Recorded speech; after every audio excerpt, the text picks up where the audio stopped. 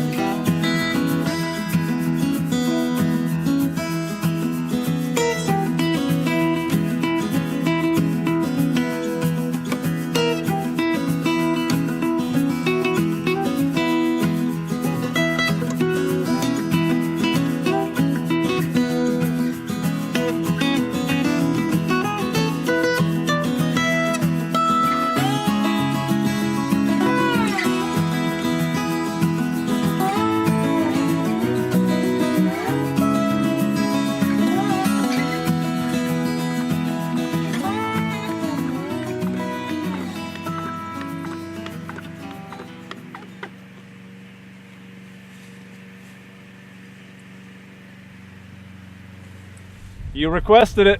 And here it is. It's time for an apple orchard update. Yes, it is. 2018. It's been a while since we brought you an update from the orchard, and we thought it was overdue, so here we are. Yeah, we're into what now? Our third growing season? This is our third growing season, and as you can see from behind me, this tree has put on a lot of growth. I mean, the orchard overall has done an amazing job. I'm just ecstatic with the results that we've had. Now, we've had some successes and we've had some failures, and I want to take you guys through here and highlight both of those and show you what we got. Yeah, there have been a few setbacks between a determined doe that wanted inside here. Yeah. What else have we had? We've struggled with some rodents here over the winter. Rabbit activity and some voles that have been munching on the root system of the trees. We've had some disease problems, a little bit of fire blight last year.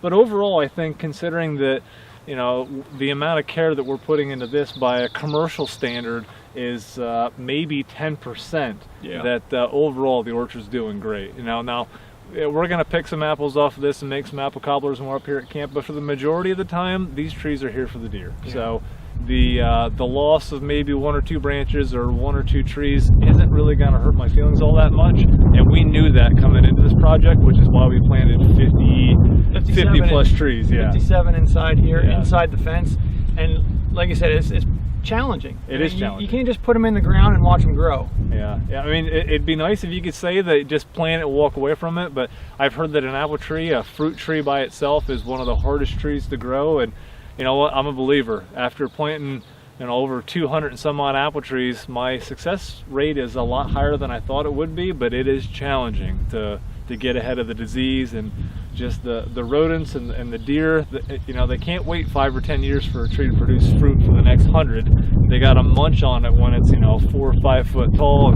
You have to take preventive measures to keep them out. And at the same time, you can't let it discourage you, because I mean, we've always said those first 5 years are critical. So as long as you can get over that hump, you know, you're pretty much smooth sailing from there. And we're getting really close. You know, I've probably about 3 more years here, and we should be able to take out the exclusion fence and let the deer start roaming freely through here. And you know, by the looks of it, this tree behind me, everywhere you see green, there's blossom clusters. You know, we're still going to pick fruit off this year. We're not going to let probably 90% of these trees set fruit. We may let 1 or 2 grow just to see what kind of production we have on some of the older, more established trees down the front here. I think there's a Macintosh that just has an amazing branch structure on it. May let 1 or 2 grow on that so I can get myself a nice apple to eat on the front porch, but 90% of these trees we're going to pick off the blossoms. You know, we're not going to let the growth go into the fruit. We're going to let the growth grow into the branch structure and the tree itself. Yeah, so what have we done so far? We've put together 2 different videos. The first one I think just kind of covered the initial process of how we, got everything into the ground. We got the fence up. We can put a link to that up above if you want to catch up on that. And then it'll be one of these other sides. People do this. They point. It's somewhere. You'll see it. And then what was the second one was kind of the productive tips for productive growth, I think is what we called it. And that's doing really well. It's doing really well. We're having a lot of questions come in on those, and we're trying hard to answer them. Now, I apologize, guys, if it's a couple months you don't hear from us. We try to get on top of that about once a week and look, but again, this is kind of a part-time hobby for us, so stay with us, and we'll try to get to your questions and keep them coming. We're learning as much from you guys as you are from us, and it's a nice balance we have going on here. So we're just doing this to help educate, and we're educating ourselves in the process. So let's work together on these tips. Yeah, between the apple trees, we've got a couple hundred underneath our belt so far. Yeah, so we're doing pretty good with them. Pretty good with them. What we want to do is, in this video, I think we want to highlight, like I said, some of the successes and the failures, and we'll just take you for a walk around the orchard and show you how things are going. Yeah, this is definitely one of our strongest performing trees. It's put on a ton of growth. It has. It really has. This is a pristine. This variety will harvest late July, early August. And it has a beautiful branch structure on it. The laterals look nice. It's set up to carry some heavy fruit loads over the next 40 or 50 years. We'll still pick all these blossoms off. Every one of these leaf clusters has a blossom cluster inside of it. So it could potentially produce fruit this year, but there's no need to stress the tree any more than we need to. We'll allow that growth to continue to go into these lateral branch structures. And this tree, I think, is well on its way to feeding some deer over the next 4 or 5 decades. That central leader alone's got to be... It's 12 feet up there. Good 12 feet, yeah. Here we have a Macintosh. Now, by comparison to the one we just looked at, this tree looks like we just planted it today.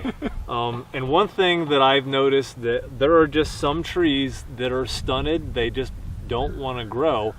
It could sit here putting on maybe 2 or 3 inches a year for the next 4 or 5 years, and then one day just decide it's time to grow, and it'll shoot off 2 or 3 foot of growth in a season.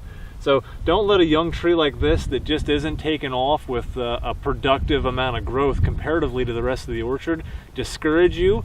Let it go, keep after it, keep the ground clear around it, fertilize it accordingly to the size and the year of growth, and just stick with it with some good pruning techniques, and eventually the tree will take off. Yeah, I mean, every apple tree is different, just like people. It decides what it wants to do when it wants to do it. Yeah, I've had one now back at the house. I planted it in 2011, and for the first 3 years, I don't think it put on more than about an inch of growth on all the terminal ends. And in the last 2 years, it's almost the same size as all the rest of the trees. So it just took a little bit longer to get caught up, but once it did and it built up that root structure, it really took off with some productive growth. Yeah, it is pretty neat to see, because I know in your orchard you've got a perfect example of just the growth that 2 different trees can take on. This tree was planted last year. We had a casualty. It never made it past the planting stage, and so I got a replacement tree come in. This is Albemarle Pippin. It's an older heirloom variety, and so we replanted this tree last year. So this tree has been in the orchard now. This is the 2nd growing season, and you can see the size difference. This is a little bit shorter than I am, about 5.5 feet. And as we walk over here, you'll see a tree that's been in the orchard for 3 years. This was planted when the rest of the trees were planted. A tree that's been in the orchard now for 3 years, and it's a close, probably 10 feet tall. So just a good size comparison between a 2-year tree and a 3-year tree. And it really depends on the variety too. In this orchard, we have, a dozen different variety of trees, and all trees don't grow the same. Some have a vertical tendency, some have an open spreading canopy. So you're just not going to get the same structured tree when you have different varieties in an orchard. And typically when you're going down the road and you see an apple orchard, it's a commercial establishment. They have the exact same tree, trees. And so they look uniform, like soldiers all lined up. And we don't have that. We didn't want that here. We wanted the diversity of the trees to break up the fruiting schedule, so we had fruit for multiple weeks and even months throughout the fall season. We didn't want all the fruit to come on at once, and then there'd be an overabundance of fruit out there. Yeah, I think our earliest variety drops in July or August? Late July, early August, and we have fruit all the way up until I believe Gold Rush is our latest variety, and that's in November. So we have fruit for months that could potentially be bringing deer into this and bringing them into this central hub, and on either side we have our destination plots. So it's a really thought out process that we put into play, and we're hoping that this orchard provides the benefit for our kids and even our grandkids, you know, into the coming years and decades, is the overall intent with this project. Yeah, so now as we look from the trees that are just doing superbly well down to the trees that you think aren't doing anything, but they're still doing well, let's take a second and kind of look at some of the obstacles that we've encountered recently. Yeah, there are challenges, and again, it's hard to deal with when you see it. It's unavoidable, you know. And like I said, if you want 2 apple trees, plant 4 or 5. If you want 10 apple trees, plant 20, because it's the nature of growing fruit in just the world that we live in today. The amount of diseases and insect challenges that we have to deal with today that they didn't have 40, 50, 100 years ago, it reduces your success rate. And so if you want to get ahead of the game, plant a few Xers, diversify the varieties that you're planting. Look for some of the hybrid varieties that are resistant to a lot of the diseases, and make sure you take preventive measures like painting the trunks like we have here. We had trunk guards on these. Now that doesn't help all the time. There are still some critters out there that if they're hungry, they're gonna chew through those methods, and we'll go take a look at that now. One of the best measures you can do to protect your tree is right here. Put trunk guards on your trees. So we have 2 measures that are protecting this tree. The trunk guard as well, you'll see some white paint here above it. We'll cover the trunk guard first. So the trunk guard, its main purpose is to keep those little critters out of this orchard that could potentially get through that exclusion fence, away from chewing the fresh, tender bark off of this tree.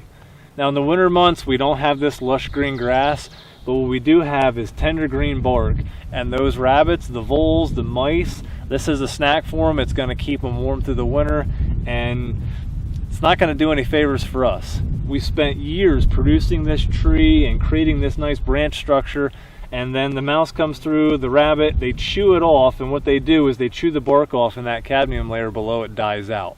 The minute that happens, all those nutrients have nowhere to go, and the top of the tree dies. Again, it's a quick death to your tree if they start chewing on this bark. Yeah, because once that cadmium layer is chewed the whole way around, you're not getting any of those nutrients up to the rest of the tree.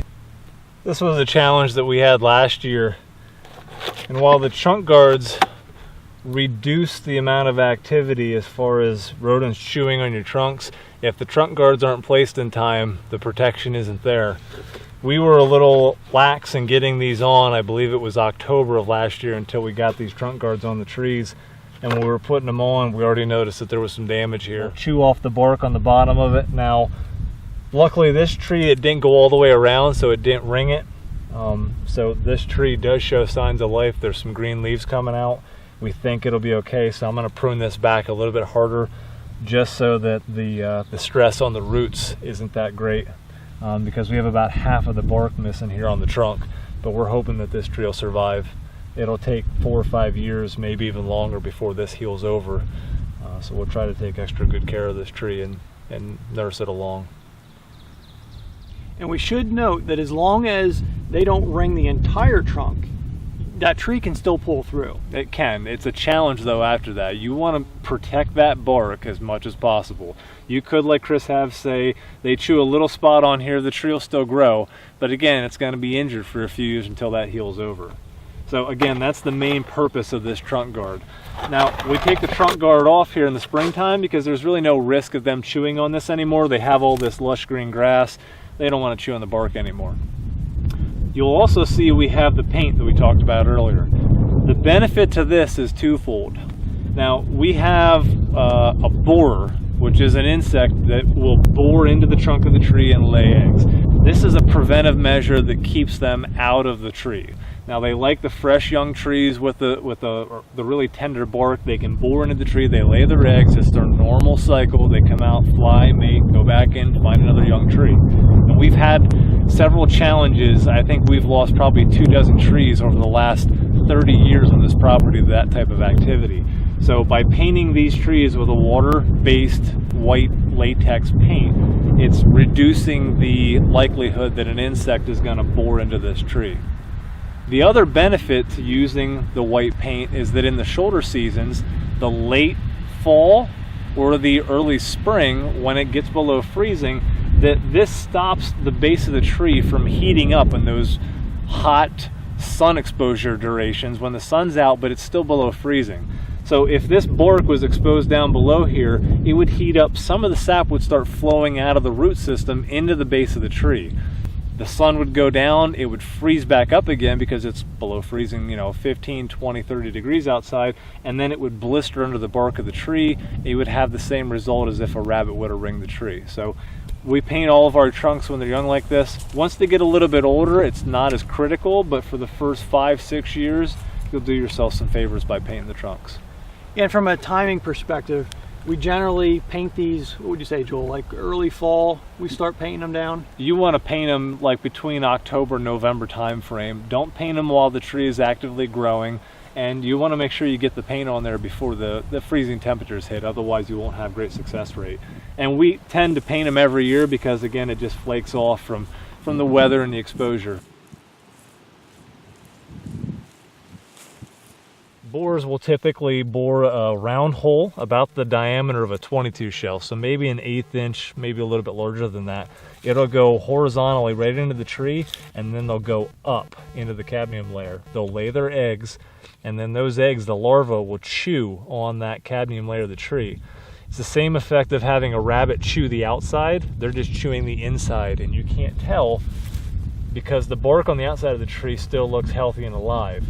Telltale sign is to look at the base of the tree and you'll see all this frass, which is essentially sawdust, and that's what the adult borer chewed to get in there and lay the eggs. Do you see this? You need to take preventive measures to get some type of insecticide in there to kill that borer, otherwise the larva will eventually kill your tree. Here you can see where I peeled the bark away, and the borer bored in horizontally and then went vertically up and then laid the larva, and it just chewed all around the backside. The bark here is just peeling off. They chewed all this out, and it just eventually killed the tree. Right there's the vertical channel, if you can see where the sawdust is. And it just chewed the bark right out. One of the challenges.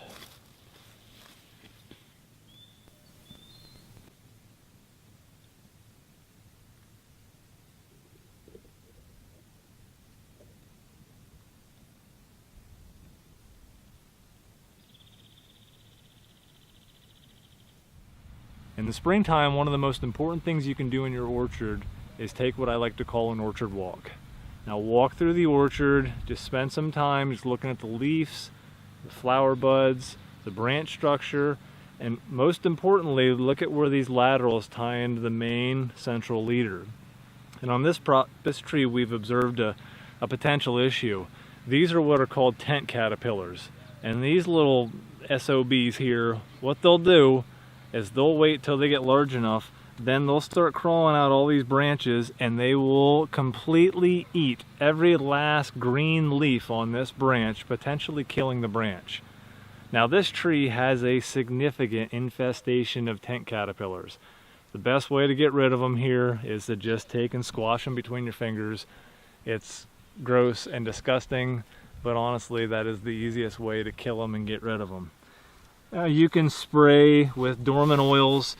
It will reduce the likelihood that these guys will make it through the winter. What it is, it's the moth lays the eggs, and then the caterpillars defoliate the tree.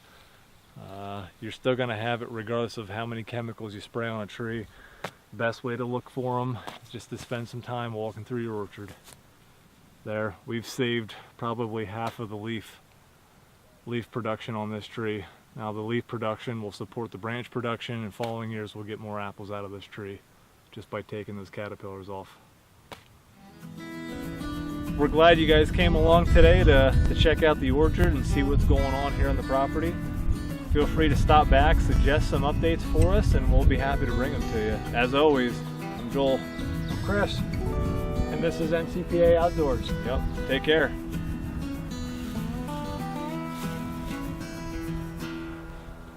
paparazzi.